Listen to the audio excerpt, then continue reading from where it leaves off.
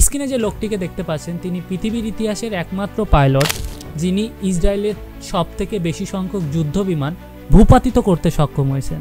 শুধু তাই না, আপনি জেনে অবাক হবেন তিনি একজন বাংলাদেশি। এই কিংবদন্তি পাইলটকে সারা পৃথিবীর মানুষ চিনলেও বাংলাদেশের মানুষ তাকে খুব একটা চেনেন না। ইনি হলেন সাইফুল আজম। 1941 সালে পাবনায় জন্মগ্রহণ করেন তিনি। মাত্র 24 বছর বয়সেই পাকিস্তানি এয়ারফোর্সের একজন অন্যতম পাইলট হয়ে ওঠেন।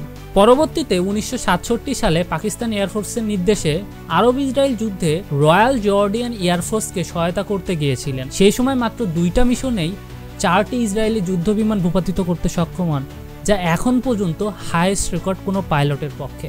এমনকি তার নাম মিডল ইস্টের টপ 22 জন পাইলটের লিস্টের শুরুর দিকে আছে। পরবর্তী সময় 1971 সালে বাংলাদেশের স্বাধীনতার পরে বাংলাদেশ এয়ারফোর্সের হয়ে কাজ করতে বাংলাদেশে ফিরে আসেন। সাইফুল শুধুমাত্র একজন পাইলটই ছিলেন না, তিনি ছিলেন সাহস ও গর্বের প্রতীক।